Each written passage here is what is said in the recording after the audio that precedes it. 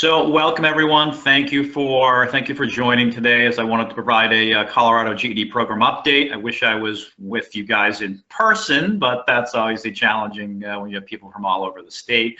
I'm sure I've met a number of you in the past in person. I hope so anyways, and if not, I hope to see you in the future.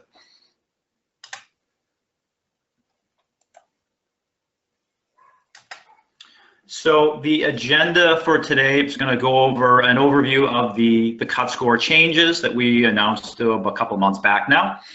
We'll look at some GED program results in 2014 and 15 in Colorado, and I'll give you a little bit of national data as well. Then from there, we'll go into some of the new GED initiatives and programs we have, which you may or may not have heard of or be familiar with at this point. Talk a little bit about test taker outcomes here and research we're doing. And then, as I said, I definitely plan on leaving time for some questions and answers. As Teresa sent a message, you can type questions in the chat box, but we will open the lines after I get through the presentation for questions and answers. I'm getting over this cough that won't go away, so if there's ever a few seconds of silence, it's probably just me going on mute to cough for a minute or have a sip of water. So I'm sure you all are familiar at this point with the changes we announced back in late January regarding the passing score change. This infographic here, which we have available, is certainly, I think it's a good graphic if you want to have it printed out at your center. Certainly please do so. I think it's a pretty good graphic in terms of the before and now. So obviously the most prominent change was the passing score, which went from 150 to 145 on all four subject areas. What we were calling the GED with honors, we've renamed to GED College Ready, and that score level has moved from 170 to 165. And then we introduced a third level, a new level at the 175 level, which we're calling GED College Ready Plus Credit. And I will talk a little bit more about that in one of the slides to come.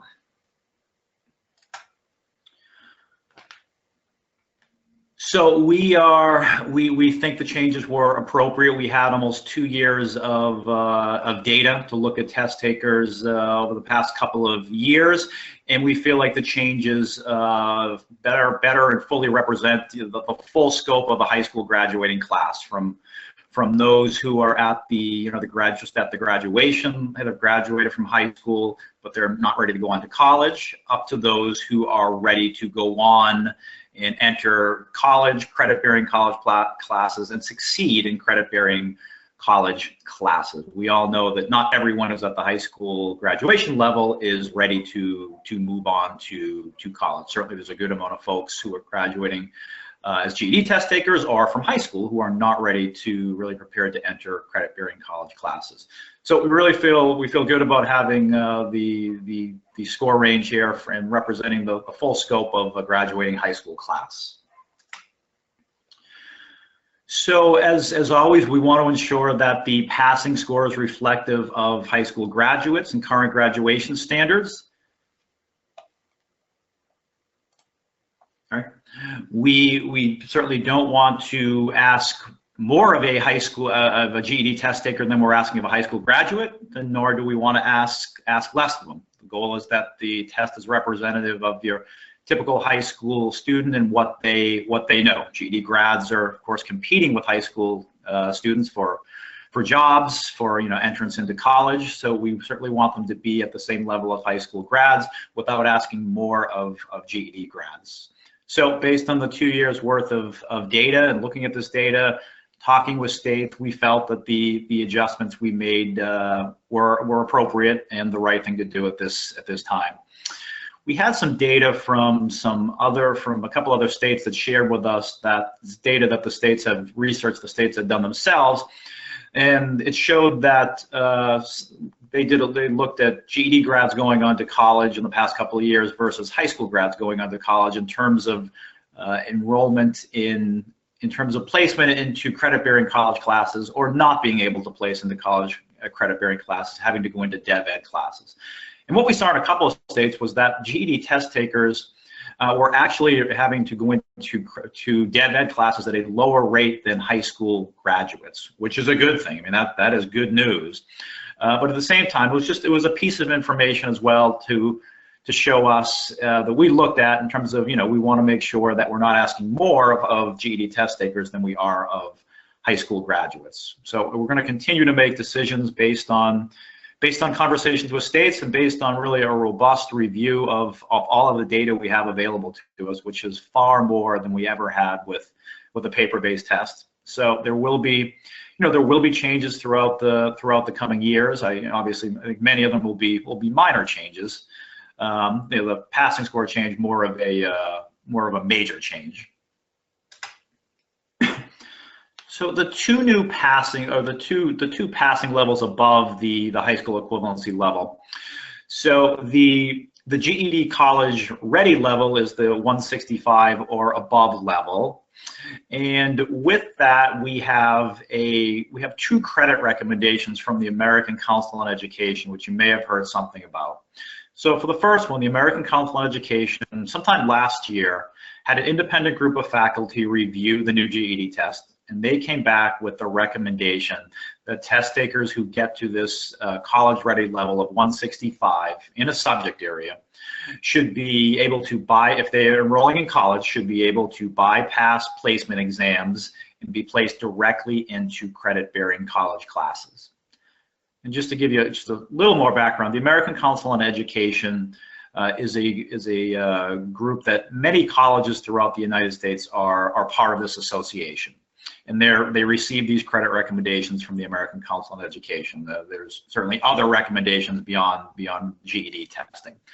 So, I mean, I've looked, and I would say almost every community college in the state of Colorado is a member of this association with the American Council on Education and are set up to receive these type of credit recommendations. So it's not something that's unfamiliar to community colleges and other four-year colleges as well in terms of these credit recommendations. The second credit recommendation, which is brand new, is the GED College Ready Plus credit. And this recommendation is for those who are at that 175 or above level. And the analogy that I find useful, it works for me, and I think it seems to resonate with people, is this to me is analogous to a high school test taker who's taking an AP class in high school and earning college credit. So at this level of 175 or above per subject area, a GED test taker could actually earn college credit for this, if the college accepts this recommendation. So those numbers you see at the bottom, 3 for math, 3 for social studies, those are the recommendations in terms of the college credit hours that the recommendation states. So, I mean, ultimately, if somebody was scoring 175 or above in all 4 subject areas, it would be up to 10 college credit hours total. Obviously, the decision to accept this is up to the college, and we're trying to make that clear to test takers.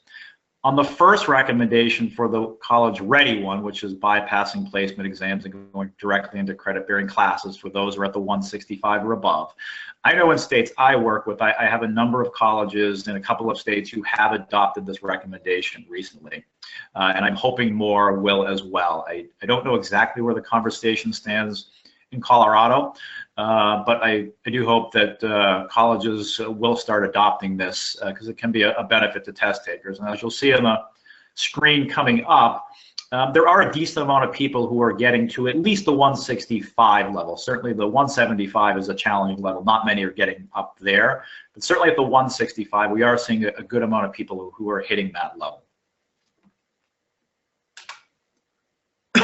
Just a couple other things, and then I'll get into I'll show you some data.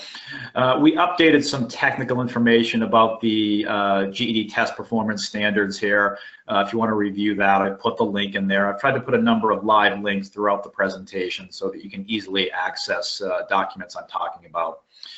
And then secondly, the performance level descriptors we've updated as well. So the performance level descriptors, or PLDs for short, this is a document that explains the skills a test taker generally demonstrates in order to score into one of the performance levels. and the skills they would need to develop to advance their score. So I'm sure a lot of you, certainly who are educators, have looked at this. Our assessment team is always saying they think it's one of the best documents we have in terms of for teachers, in terms of looking at the skill level of test takers and knowing what they need to know to to pass the test, or if they're at a higher level, what they should know. So we have updated that based on the new score ranges, and those are available there at the link I have shown. So I would definitely, for educators out there on the call, take a look at those. That's a screenshot here of the performance level descriptors. I think this one shows a 100 to 149 range, but that's the old range. We have updated them, as you'll see when you go to the link.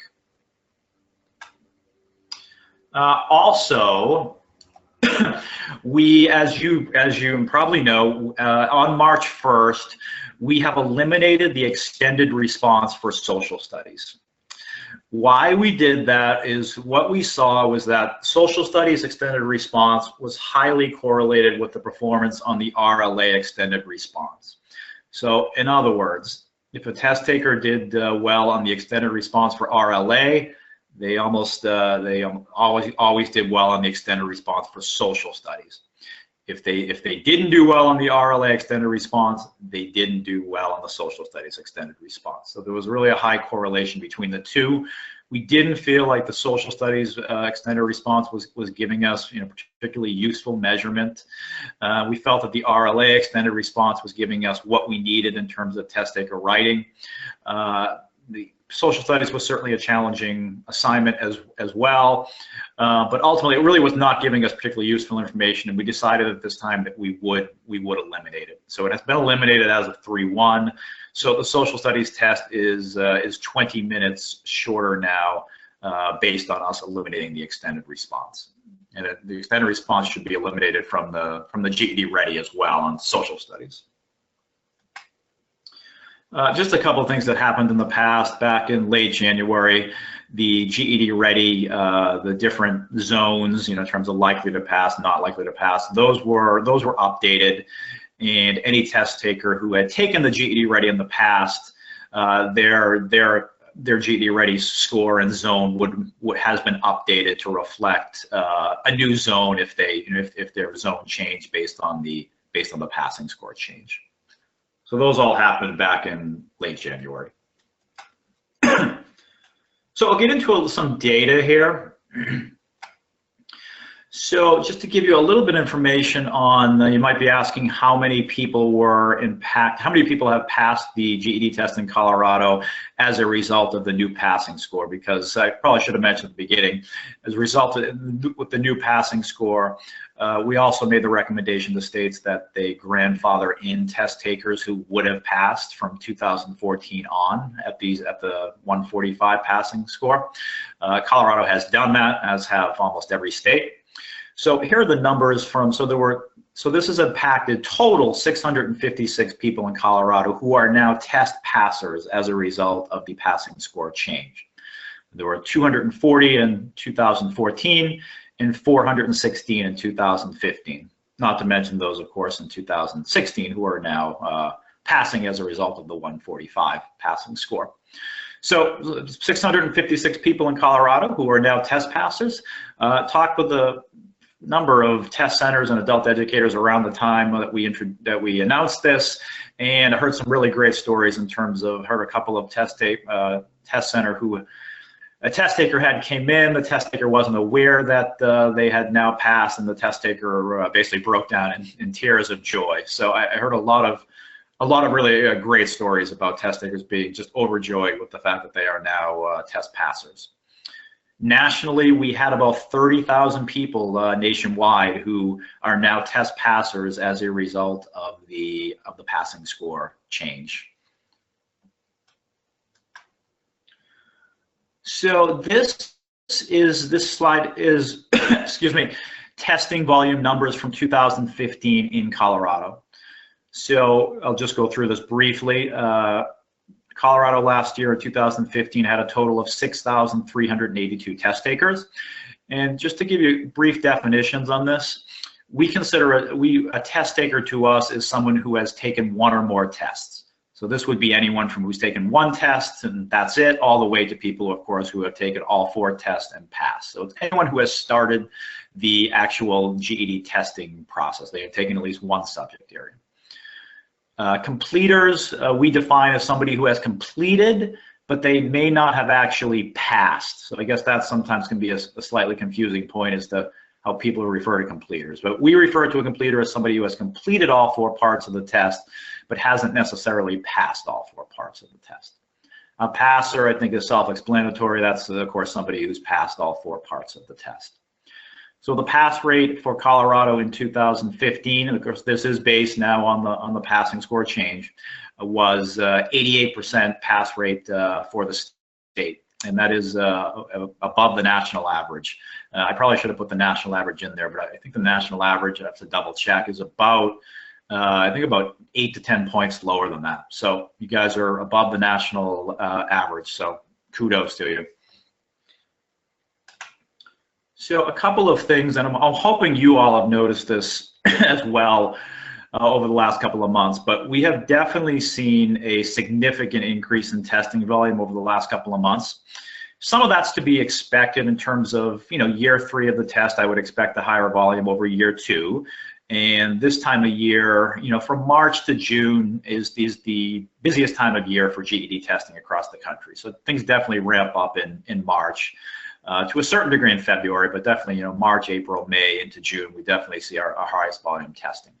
With that said, I think undeniably part of the increase in testing is due to the passing score change. You have a couple of groups of people here. I mean, of course, you have the group of people who have now passed the test, and of course they've passed. Great, they're moving on to the next step in their life. Then you have 2 other groups that are important here. I mean, you have one group who they're test takers who have now passed a subject area based on the passing score change that they hadn't passed previously. And we have about 1,500 people in Colorado who were impacted at the subject area level. And what I mean by that is that they may have taken math in the past and got a 146 when the passing score was 150, and now the passing score is 145. So they have now passed math. So they haven't passed the full battery, but they are impacted at the subject area level. So we have 1,500 people in Colorado who have been impacted at the subject area level. So that's significant. And then of course you have the folks who maybe have started testing, and maybe I took math and I'm just say got a 143, and now I'm only 2 points away from passing. So I definitely think it's encouraged people who were in the testing pipeline. Maybe some of them had stopped testing to get back and continue studying and testing. As of today, we have 3,000 test takers this year in Colorado. So, I mean, we're basically a third of the way through the year. And I mean, the good news is we have almost 50% of the test takers thus far this year that we had all of last year. So we have 700 more test takers this year than we did at this time last year. It's a 30% increase. As of today, we have a little over 1,000 passers in Colorado. This time last year, we had about half of that. So we have 66% increase in the amount of passers this year as opposed to last year. Colorado in February and March saw the highest volume GED testing they have seen in those months since the inception of the new test. So Colorado, the volume in February for Colorado was the highest we have seen since the inception of the new test, and March was higher than February. So I'm hoping one of the next few months breaks the March record. Nationally, we're seeing the same thing where basically last month nationally was the highest volume testing month since the new test by a wide margin. And March typically is not the busiest month, so I'm hoping that April and May will be busier than March, and we'll continue to see an upward swing in volume. This slide here, I put in, these are the pass rates by subject area for the last 2 years. So the top line there is each subject area. The middle line is 2014. So I put in the pass rate in red. That is the rate for Colorado for each subject area. In black there in parentheses, I put in the national pass rate. just to give you a comparison, I thought it would be useful to see a little context. And then the bottom line is the pass rates for 2015 per subject area, and the same thing. Colorado is in red, and the national is in black. So takeaways from me are and of course these are based on the new passing score. So you are above the national average in everything here. I mean, there's no subject area or year where you are not higher than the national average. So again, kudos to you. You're certainly doing things well out there in terms of test taker performance. It's well above the national average.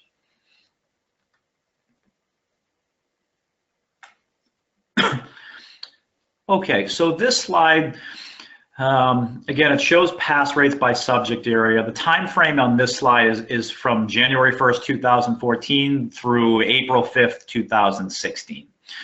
So the main thing what I want to show here is actually the lines where it says college ready 165 or higher, and then the bottom line college ready plus credit. So that's what I wanted to show you in terms of how many people are hitting that plateau. So as you can see, it's a decent amount of people. I mean, for math, I mean, 10% of your test takers are getting to at least the 165 level.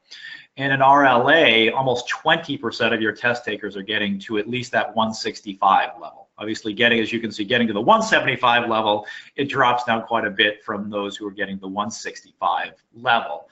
But still, there's some that are getting to that 175 level. But it is significant, the amount that are getting to the 165 or above level in each subject. That's pretty significant. And I didn't put, sorry, I probably should have put in the national averages here, but I can tell you are above the national averages here as well in terms of the amount of people who are getting to the 165 or 175 level in each of these subject areas. So I thought that would be useful information in terms of seeing how many people are getting to those higher levels.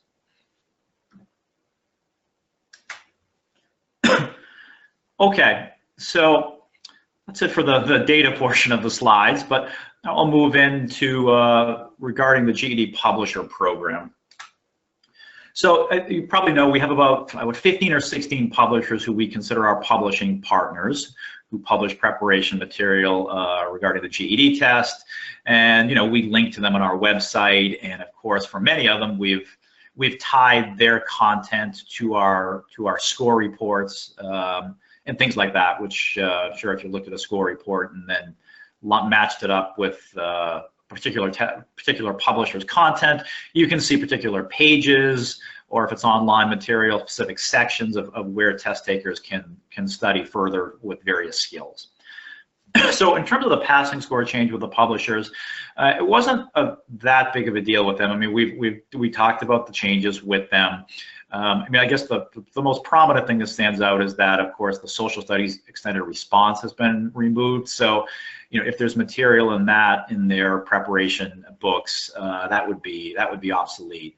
But overall, they're reviewing their content, but I don't think there's going to be a lot of changes to it. I mean, the test itself, has not changed. I mean, it's still measuring the critical thinking and problem-solving skills that test takers need, and we've just adjusted the passing score. I mean, the test itself hasn't changed at all.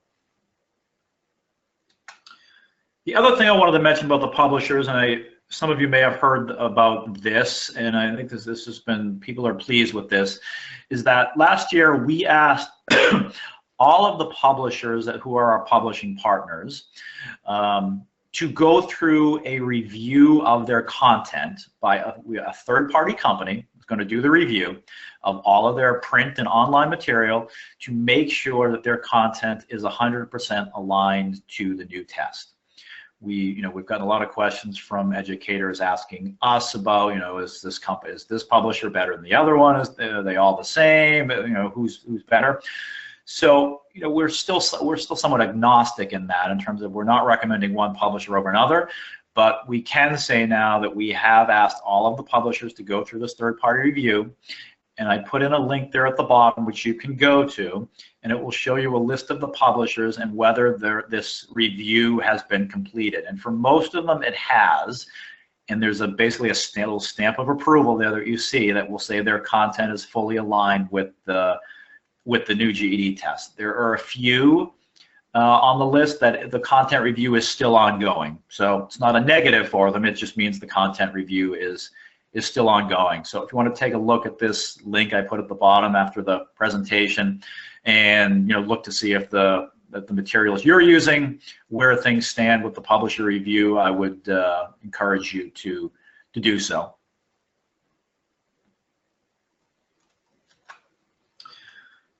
Pathsource, I'm hoping, I can't do a show of hands, of course, but I like to do a show of hands when I'm with people in person, just to ask how many people are familiar with Pathsource. So Pathsource we introduced last year. It's part of GED.com. So when a test taker logs in, they now have access to this Pathsource, which is a career navigation site. So it's if you look at the career and college ready part of GED.com, or it usually is on the main dashboard, they can click on this. They can now have access to this career navigation information. So the highlights of it includes an assessment of a test taker assessment in terms of what they're interested in, what they're good at, and how that, and of course at the end they get recommendations on types of career fields that would be appropriate based on their skills and interests. There are also thousands of videos, which from just talking with people and getting some feedback seems to be something people like and have heard good feedback on. So there are literally thousands of videos of real people talking about the job that they do. And the videos are brief, they're 2, 3, 4 minutes of people talking about their jobs, maybe how they get into their job, or what their job is like. And it pretty much covers almost any field you can think of. And again, these are real people. It's not somehow actors or talking about it. They're real people talking about the jobs that they do. So showing a few screenshots here of some of the videos. On the left-hand side is a list of, not a complete list, but you can see some of the industries there that are represented that have videos here with people talking about their jobs. So in terms of this, we're seeing test takers utilize this, but obviously we'd like to get more people utilizing this because a lot of test takers have told us that what to do next after completing the GED test in terms of career or as a college, or things that they can use help with. So this is a tool for them. For those of you that have GED.com accounts, I would certainly recommend you just take a few minutes, take 10 minutes, 15 minutes, log in, and just take a look at the career navigation, the Pathsource tool. Maybe you want to take the career assessment, wouldn't take you too long, or just watch a couple of videos, just become familiar with it, and try to mention it to your test takers as you're working through the process with them, so they're aware of it. Really, we're going to build on this too. I mean, there's some initial good stuff here certainly, but it's going to be a tool that we build on here over the coming months and years to make it even more relevant.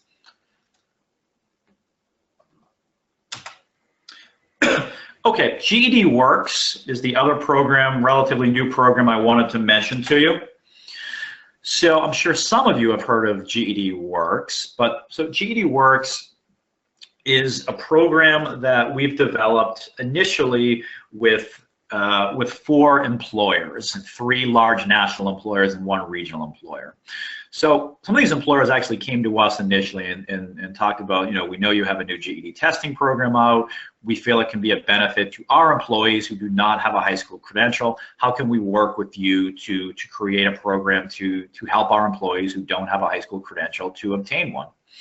So we have built this basically comprehensive program that provides employees of this company who don't have a high school credential and sign up for this program, basically everything they would need to prepare for and succeed on the GED test. And it's all paid for by the employer. There's no cost to the test taker whatsoever. So what test takers get who sign up for this are they receive, excuse me, they receive online preparation material from one of our publishing partners. They have unlimited access to GED Ready They have basically unlimited access to the GED test. And we also have, working for GEDTS, what we're calling a GEDWorks advisor. And what the advisor does is they're helping people through the process. So let's say I work for one of these companies, which I'll show you on the next slide. I sign up for the GEDWorks program. The advisor will, reach out to me with some initial information. They'll be there to answer any questions I have. They're the advisors there really to help motivate people, to help keep them engaged and moving through the process. Obviously, one of the challenges is that we see people sign up and then start studying, and then they stop studying and never to be found again. So obviously, trying to keep people motivated and engaged in the program is key. So these are the 4 initial companies that we have that are part of GEDWorks. So Taco Bell, Walmart, which is a biggie, Kentucky Fried Chicken, and the 4th one is that regional one, Southeastern Grocers. Given that you guys are not in the Southeast, I don't think that one's applicable to you, but obviously the other 3 are national companies. Walmart, if my numbers were correct, I did a Google search, and I saw an article that said Walmart has 26,000 employees in Colorado, and I don't know how many of those employees do not have a high school credential, but I would bet that there's a fair amount who are working for Walmart in Colorado who do not have a high school credential, and this is a great opportunity for them to earn a high school credential, pass the GED test, and there's no money out of their pocket at all. It's a benefit provided by their employee. We are looking to add additional companies here. We're moving a little bit slowly just to make sure that things are working well here. We don't want to sign up additional companies and basically bite off more than we can chew in terms of having signing up new companies and then not being able to deliver on the promise of helping these companies and helping the test takers move through the process. But we definitely want to add more companies, and I would certainly love to find companies who are based in Colorado to add to this in the future. So as I said, it's the benefits for employees. Of course, there's a set price for the employers who are of course paying for their employees to go through this. Includes unlimited access to prep material, GED Ready, the GED test. It's available nationally. It certainly is a good benefit to their employees who see this as their employer is investing in them in terms of being interested in helping them obtain their high school credential. And it's, of course, in a partnership with us.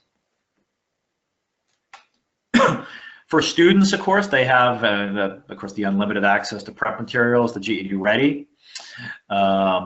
That's available in both Spanish and English in terms of the prep materials, which can be digital or print. There's thousands of test centers across the state, and across the country, where they can test. One thing I know, I've gotten some questions about local adult educators who are excited about this program but looking to get involved. And we definitely want to engage adult ed in this. And I guess our vision for this, and we're still working through this, but what we see is that there are certainly some of the people who are signing up for GEDWorks could certainly benefit from going to an actual adult education program and working with you. So we are working to connect some of these folks to your program, and it's kind of a work in progress, but we envision that we will be reaching out to adult ed centers. Probably the student advisor that I mentioned, for example, might be reaching out to a local adult ed center and saying, I have this person, they work for Walmart, they're in our GEDWorks program. We're seeing that they're struggling a bit here as they're getting started with their studying. We'd love to have them come in and get engaged, be involved in your program, and get some hands-on, in-person educational services. So we definitely want to get you involved in that, local adult education programs involved, because certainly some of these folks who are signing up for this from these companies could certainly benefit from in-person education.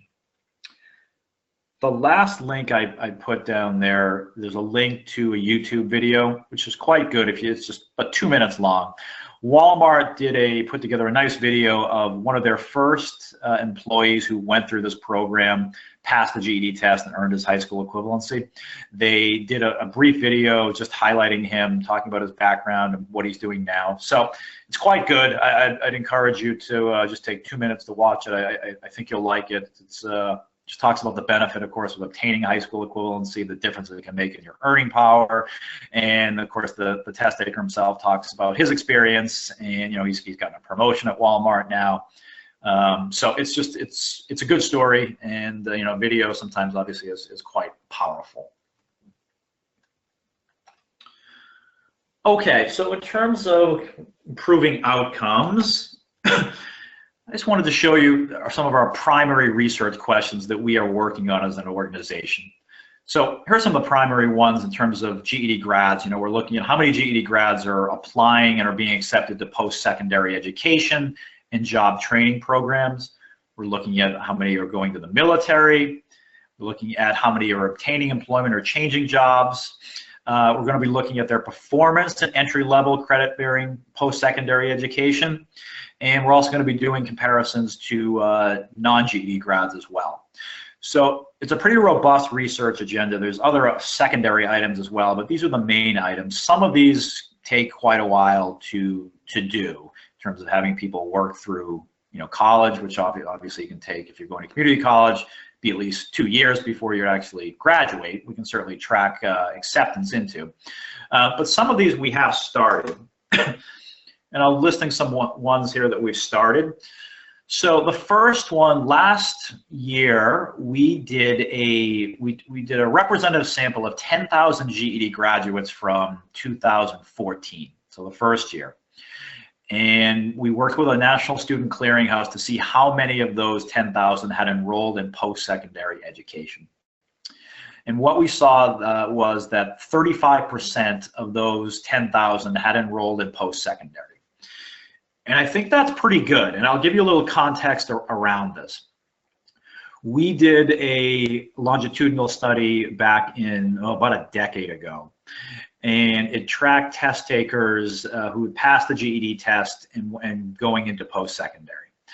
And we saw about 35% were going into post-secondary. But here's the big caveat. That longitudinal study we did about a decade ago tracked people over it may have been a 7-year period. So, they tracked them over almost a 6 or 7 year period from when they passed the test, and then 6 or 7 years out had they enrolled in post-secondary. We were at about 35%. We looked at test takers who passed in 2014, and we pulled the data in July of 2015. So really, it's a fairly small window of time that we're looking at here. Some of these folks that passed in later in 2014, had basically like 8 months from the point that we pulled the data. So it's a pretty small window. So in other words, when we go another year out, another 3 years out, I think we're going to see a significantly higher percentage of people enrolling than 35%. But I think 35% is a pretty encouraging number for basically the first year or less of tracking GED grads in terms of enrollment post-secondary. So that's the main one where we have some data on. We haven't actually released this publicly, but I know we are planning on releasing some type of report regarding this initial data match that we did. Just some other things I'll mention briefly here. I'm not intimately involved in these, so I don't have a ton of information, but we're doing some research with test takers in regard to the RLA extended response item. We're just getting feedback from them on everything from the interface to the question itself. We're doing some longitudinal research with about 3,000 GED grads in terms of some survey work we're doing with them. And we're going to be working directly with some large national employers on preparing a large-scale employer survey, which I believe is underway. I don't know exactly where that one stands, but I believe it is underway with some larger national employers. Just a couple of things I'll mention briefly here. We're looking at doing some concordance studies with college placement testing, some done jointly with states. We're still looking for additional partners on this. And we're also looking at some exploration of non-academic competencies that impact success. So, some of these soft skills, motivation, responsibility, confidence, resiliency, all things that are, they're difficult to measure. They're of course different than somebody just having the academic skills. There's sometimes these soft skills that play into people succeeding or not succeeding. So, trying to do some research into that as well, which I think will be interesting. So just briefly in summary, because I want to move forward on my final few slides and open up the line, that we all want the best outcome for adults. The GED program we felt had to change. It wasn't producing the results that test takers deserved, and we feel like the changes we've made we're seeing early indications that certainly things are better and will improve over time. I know I'll mention just briefly. I've met with a number of community colleges in different states that I work with, and I'll mention Oregon specifically. I was up in Oregon this past summer, met with a group of adult educators who they're based at a community college, and they said anecdotally, they said that people who are passing the new GED test, people who are going through their program, passing the new GED test, and then enrolling in their college, anecdotally, they were saying that they definitely are seeing better results on placement testing, that people are either typically doing much better, and a lot of people are able to place directly into credit-bearing college classes, especially math. So we've heard anecdotal stories like that in a number of states, and really it's going to be now a matter of having quantifiable research to show this, as opposed to just anecdotal information. A couple of updates here I'll go through fairly quickly. Test takers now, when they come into test, I think you may know, get, in addition to the dry erase boards that they've always gotten, they get a calculator reference guide and formula sheet now, which is printed on those laminated boards. So they have that. It's also available on screen, but we know oftentimes they like hard copy.